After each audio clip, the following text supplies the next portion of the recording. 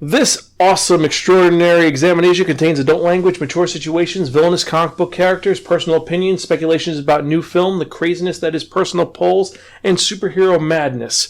Listener discretion is advised. Hello, true believers, and welcome to another edition of Zan's Extraordinary Superhero Examination, the superhero podcast brought to you by www.spirekin.com, where we talk about all things superheroes. I'm your host, Zan, saying biff, bam, pow, and what's up? Yes, I am so excited to be doing another episode of this awesome podcast for you guys because I had fun doing the first one, and I hope this becomes a major thing because superheroes are a lot of fun, and it's something which has been really exciting, especially because we are on the advent of geekdom. I mean, yes, there's lots of superhero stuff everywhere. Movies, video games, board games, TV shows, all across the board. And we're going to be talking about all types of stuff, all throughout the geekdom. But beforehand, if you want to check out any of our earlier episodes, you can check them out at www.spirekin.com. You can also find Spirekin's other podcasts, including our movie review, game review, manga review, movie review, TV show review, anime review, and everything else there. We're also on Facebook, Twitter, Tumblr, Instagram, iTunes, Spotify, YouTube, and other social media sites. And we try to be as enlightening, exciting, educational, and most importantly, entertaining as possible. If you have any comments, concerns, or something you want us to talk about, email me personally at Zan, that's X-A-N, at Spirekin, SPIRAKEN.com. So let's get to it, shall we? Because in exactly 5 days, one of the greatest films will be coming out. Well, 5 days when this podcast is released, because I'm going to be releasing this in the future. On April 26th, Avengers Endgame will be coming out. And I am really excited. I've been waiting so long for it. I've been trying not to look at any spoilers, so I don't want anything to know about. But we're going to see how it goes. And I'm very excited for that. And also, fun fact, when this releases, I'm actually going to be at Anime Boston, probably checking out some cool panels. So if you see me there, say konnichiwa, aloha, bonjour, what's up? I hope I did see you there. Well, this is in the future, so whatever. So let's talk about what is the cool topic of this episode, because we're actually going to be talking about something a little fun and a little weird. And what is it that we're talking about? We're talking about the MCU villains, the Marvel Cinematic Universe villains in this episode. I promise you we're talking about it, and we definitely are. Now, beforehand, if some of you are wondering where Gretta is, Gretta has to take care of some stuff, and I figured I want to keep this on time, so I'm going to just push for it, but she has helped contribute on this awesome list. And she helped shape this list to where it was. And I've got to admit, we have some very unique titles because there are 32 villains we're going to be talking about from the Marvel Cinematic Universe. And no, we're not talking about any of the Netflix or Hulu shows, despite the fact that there are some amazing villains. I still think that Kingpin and Kilgrave and Cottonmouth are really good villains that I would put really high up there, definitely. But we're not here to talk about the ones that are not on the list. We're here to talk about the outstanding and the terrible from this list of 32 villains from 21 films, starting from Iron Man 1 through Captain Marvel. Now, you may disagree with our list, but we try to be as thoughtful as possible. We're going to be putting our full list on the website of all the characters and their ranking, but we're going to focus on the 5 weakest and most pathetic characters, the ones that we hated the most, and then we're going to focus on the top 5, the best villains. Now, you may disagree with us, but let us know where your top 5 and your weakest 5 villains are. I think there's going to be a lot of overlap with a certain number of characters, but we're going over various villains, including some of them are secondary and tertiary villains. For example, the Shocker, or Shockers, because there's actually 2 of them, is on this list in one spot because we just combined the 2 of them because it's a Shocker. We're going to focus on specifically the Herman Schultz, second Shocker. Not the first Shocker because he's in the movie for 2 minutes. But he's in the middle of this list. And then we have a couple other characters that are all over the place. But let's get on the list with the 5 weakest or worst villains in the Marvel Cinematic Universe. So, at number 28, we have a villain who pisses me off so much because they took the name from a different character and they made him so retarded, so stupid. And we're talking about Taserface from Guardians of the Galaxy 2. And wow, they did a shitty job with this character. I mean, it's really bad. Now, some of you are wondering, wait, Taserface was why are you making fun of Taserface? He's a stupid gag character. Actually, no, he's not. If you read the original Guardians of the Galaxy series, if you know that, there is a race called the Stark.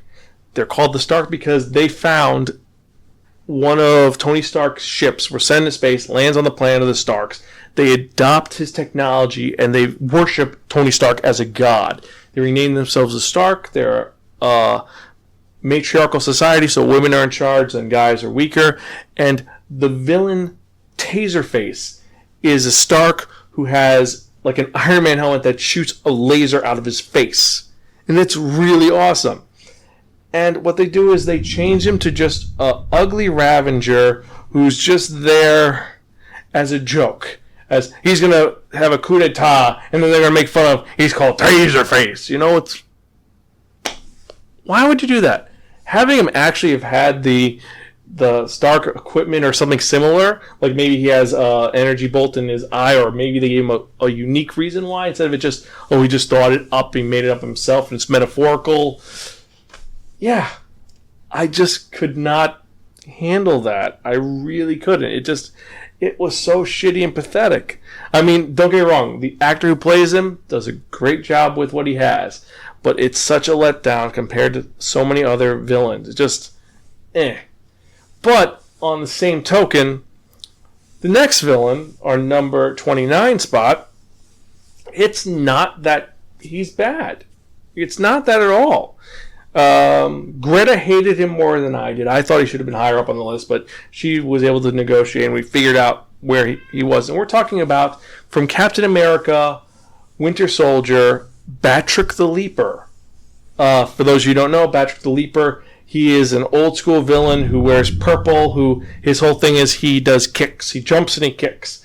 If you watch the Ultimate Spider-Man cartoon show, they have him showing up all the time as a running joke. He's a joke villain, and they actually update him in a really cool way to make him he's a French terrorist. He's the guy that you see Cap fight in the beginning of the movie on the boat before it explodes, and he's the one who's using all the kicks in that. And they make him actually kind of menacing, but they don't do much with him. They just have him for a couple seconds, and then that's it. I would love to have seen him as a major force showing up again, him as a villain who just keeps showing up.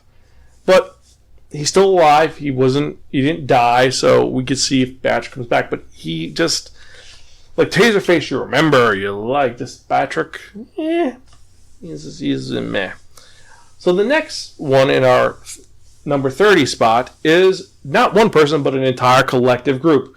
We're talking about the Sovereign. Yes. The mysterious individuals from Guardians of the Galaxy Volume 2 also. They're the ones who hire Taserface and who try to get him. And the Sovereign has always appeared to me to be more of a vicious collective of beings who are superior to themselves. This one, they seem childish and weird, and they're there just for plot effect. There's no reason why they should be there. The fact that they kept running into them was lame, and they don't stand out. Most people don't remember that the Sovereign was in Guardians of the Galaxy Volume 2. They remember Taserface over the Sovereign. I mean, purists still remember them because they know that they're setting up for Adam Warlock, because he's technically one of the Sovereign. But yeah, Aisha and the Sovereign, I think they just let all of us down. They really did. Now our top 2, the worst villains possible. Number 31. This is the person who was 1 degree short of being the worst villain in the MCU. And some of you may put him as the worst. I personally have a reason why he's not the worst. But who are we talking about? We're talking about, from Thor to the Dark World, we're talking about Malekith, played by Christopher Eccleston. And wow. Where to begin? They take a great actor like Christopher Eccleston and they put him in a role which should be menacing, should be great, should be evil. No one remembers he's in the movie. He has a reason why he's in the movie, and if you read the Thor and the Marvel comics right now, the War of the Realms, Malekith is actually a very imposing and great villain.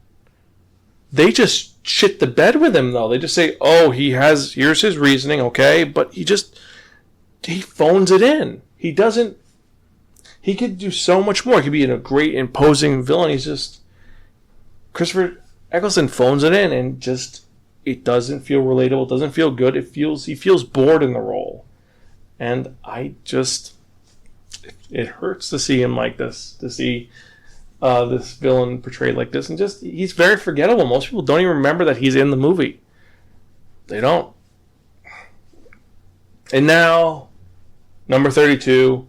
Our worst villain, the person who I personally think is worse than Malekith for being just a shitty character in general and someone who shouldn't even be in the movie. We're talking about from Antman and the Wasp, Sonny Birch. Yes. The character played by Walton Goggins, who is apparently in the movie, he owns a restaurant and he's a generic black arms dealer who's trying to get PIM tech so he could do stuff, apparently. And after some research, I found out that they did a real disservice to this character because apparently in 2003 he's invented and he's a minor Iron Man villain who is a weapons owner. He owns a weapons company and he's a chairman who ends up buying Iron Man tech when Stark Industries goes under and he uses it to try to improve his own political position, but he's an idiot. So pretty much the way that they show one of our higher up villains, we're talking about Justin Hammer, is Sonny Birch. He's a shittier Justin Hammers. And in the comics, he ends up blowing his brains out. This one, they don't do that. He's just Sonny Birch. He's just... Like, Malekith is a little imposing, a little threatening. You see him actually kill people. Sonny Birch is just a screw-up. He's there as a comic foil who doesn't get anything right, who's kind of dumb, who snivels behind his villains, and unlike Justin Hammer, who's charismatic and you remember him, Sonny Birch, you don't remember. You remember Ghost. Ghost you remember. You remember Lawrence Fishburne as Goliath. You remember him. But Sonny Birch, you don't really remember. Because you don't really remember Ant-Man and the Wasp too much. That's why we had so low in the list. But, yeah. So those are our 5 worst villains from the Marvel Cinematic Universe. And now, we're going to talk about our top 5. And I'm kind of hurt because I would love to talk about our number 6. And our number 6 is one I thought should have been higher up, but argument's sake, things happened. So, our top 5 villains out of the 32 villains for the Marvel Cinematic Universe. Number 5 is Michael Keaton as Adrian Toomes, the Vulture.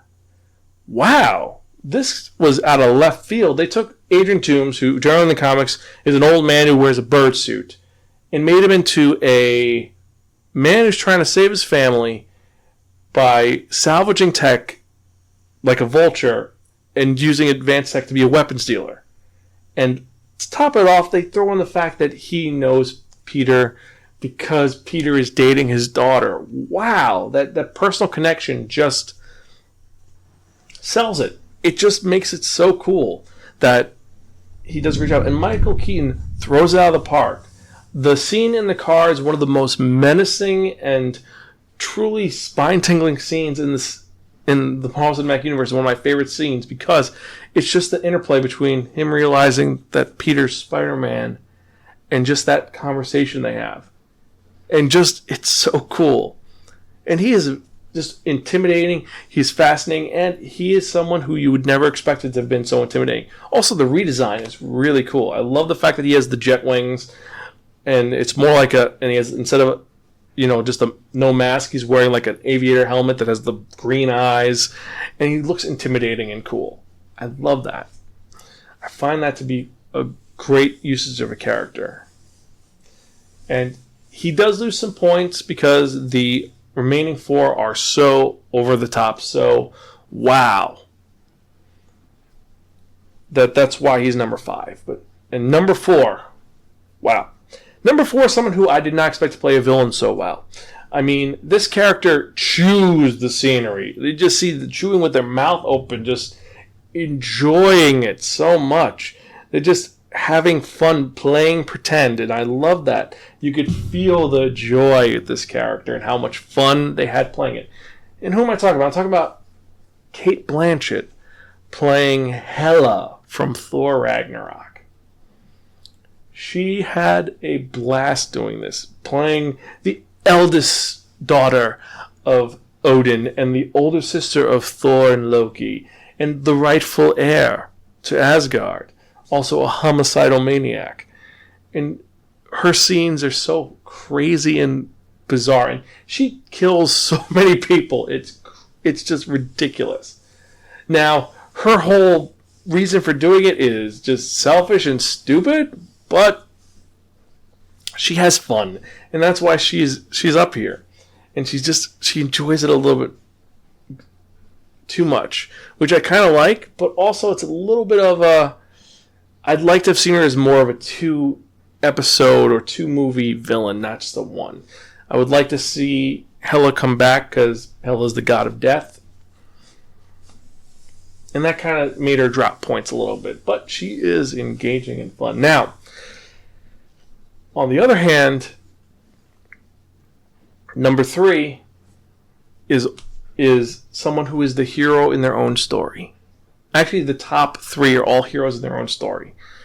But number 3 is one who you completely identify with and you could agree with, despite the fact that his plan is kind of fucked up and his reasoning for what he's doing is intriguing. And I'm talking about Michael B. Jordan as Eric Killmonger from Black Panther. And you sympathize with him because in the beginning, the opening of the film, you see his father get murdered and he's kind of denounced his heritage. And when he comes back, his reasoning for wanting the throne are, I want to help my people. How he wants to do it is kind of horrific, but he wants to help his people. And that's really well done. Now, the ending sequence of the film where he kind of just is, I'm just a generic villain with wearing the Black Panther outfit and I have the Black Panther powers. That's what drops him down. But his motivation and his charisma, because it's Michael B. Jordan, he's a very charismatic actor. And it's that charisma that draws you to his side of things and makes you sympathize with him and almost feel bad when the end of the film happens, I've got to say. Now, despite that, our last two, number 2 and number 1 best villains in the MCU, have all these qualities where you sympathize with them and you can agree with them in a certain point of view, but they just are that much more oomph. And the reason why, both of them are in multiple films, and that is why they're better than Killmonger. If Killmonger had a couple more movies, I think he would top them. But let's get the 2 out of the way. I'm probably guessing you're going to guess who they are. And we're talking about, at number 2, the God of Mischief, Loki Laufeyson, the Prince of Jotunheim, adopted son of Odin, and brother to the mighty Thor. From Thor, the Avengers, Thor 2: The Dark World, Thor Ragnarok, and, let's say it, Avengers Infinity War. And I've got to say, it's Tom Hiddleston. He's charismatic and slurmy and slimy and creepy and what the hell. Like, a lot of people really do enjoy that just smarmy asshole that he is, and you sympathize with his situation. He is a kid who was kidnapped from his parents and raised by the enemy, and then when he wanted to find the love of his enemy, he's never going to have the same love that his parents have for his big brother. But he was manipulative and crazy, and you just love that he's a chaotic evil villain who you just love to hate. I mean, he could be chaotic neutral, but he does have his good moments. And I like that you see him evolve over time from being that just kind of that evil villain to just that sneaky snake that may pull something off, may not. We don't know. That's why he's number 2. And at number 1, the big bad of the Marvel Cinematic Universe. Yes, you can guess who we're talking about. We're talking about Josh Brolin as the Mad Titan himself, Thanos. from Avengers, Avengers 2, Guardians of the Galaxy, Avengers Infinity War, and soon to be seen in Avengers Endgame. Wow, we did not expect this villain to be as awesome as he was, or as insane as he was, and charismatic. His design work is great, and the thing is that Avengers Infinity War is his story. He is the main character, and we are able to understand his situation and his circumstances of why he wants to do this insane goal of killing half the universe. Do we agree with it? Well, some people actually kind of agree with it, even though I would have thought if you just duplicate or make more resources, that would have been smarter. But his reasoning makes sense in a very fanatical, insane sort of way. It's not like it used to be, where in the comics he is obsessed with death and he wants to court her, and that is his whole reason for doing this. He wants to do this as almost an I love you to death. No, he has a reason for doing this, and it's insane, but you're like, this kind of makes sense in a weird sort of way. I could almost turn to this if it wasn't just complete and utter genocide. And you're like, wow. And just the design work on him in general looks great. I mean, he evolved from how he looks in the first film to the new film, and how over time he starts off just looking very cheap, and then you see him start looking more like a person. And CGI has gone so far, and that you could believe that Thanos exists, that Thanos would be walking the red carpet, a big purple guy who is an Eternal, he's an Eternal with a deviant gene with a purple face. Just Thanos is, wow. You gotta love him, and you gotta hate him too. He's the best villain because of one other reason, one major reason, with the exception of the other character I wanted to talk about, who's number 6. He is the only villain out of all the villains whose plan works. So far. We don't know what's going to happen next movie, but so far his plan worked. He won. He is the guy who won. And at the end of Avengers Infinity War, what did it say? Thanos will return. So that's why he is our number 1. Why we love Thanos, because he's a great villain, and I can't wait to see what they do with him and where he's going to go. I hope they don't kill him off, because I think he'd be a great overarching villain over time. But if they do kill him off, well, maybe we'll see him in some other films. I don't know. Maybe prequels. And like I said, this is just the opinion of Gretta and myself. We were doing our marathon with all the cinematic films, and we actually went through all the villains and listed them and organized them and moved them around as each film happened to make them where they went. And a lot of them moved around to some very unique spots. I mean, I didn't expect some of them to get so high and some to get so low. And some of them are just completely, you did not expect them to get as high as they did. And it's actually really cool where some of them do end up. And what we're going to do is we're actually going to be, like I said, let us know what you think. Email me, zan@spirekin.com, with who your Marvel villain list is. Who is your favorite? Who is your least favorite? You look at our website, www.spirekin.com, on this post, and we'll have a list of where we put all the villains. Put them where you think that they should go. Do you think this character is better than that character? Do you think that there's a villain who is better than Thanos, who is more charismatic and more just a better villain in general? Let us know. I'd love to see what you guys think. And speaking of villains in general, this inspired me personally to come up with something kind of fun and kind of crazy.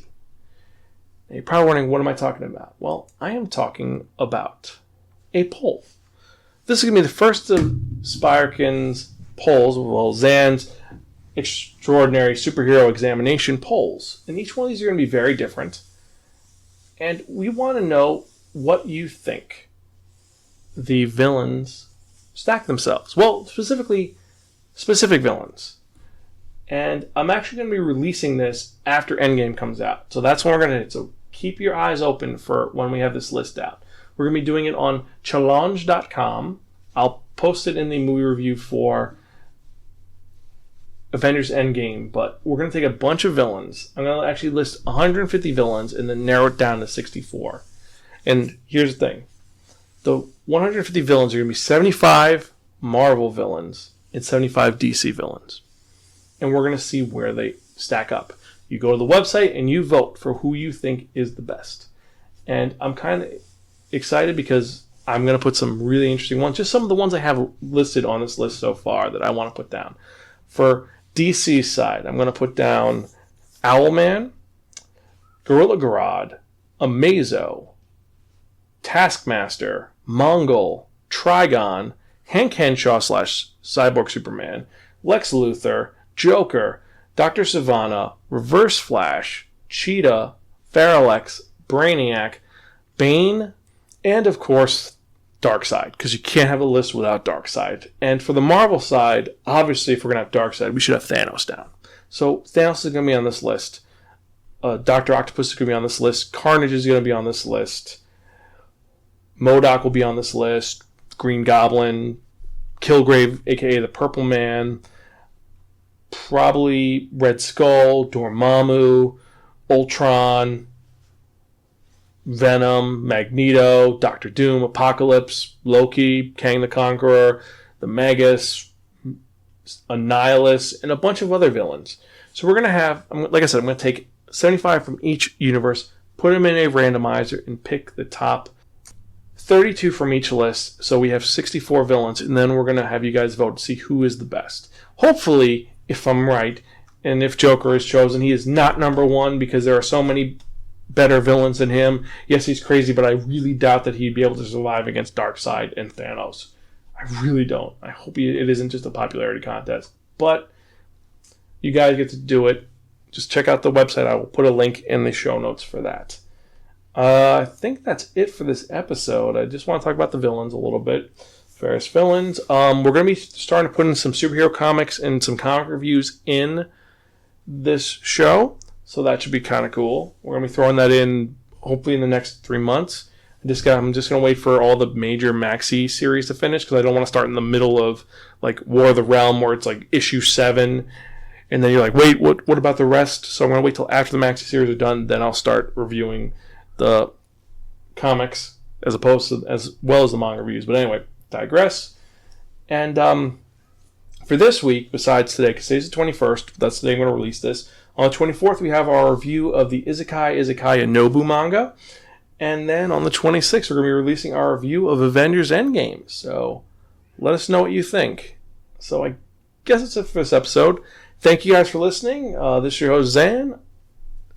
Catch you guys next time, true believers. See ya.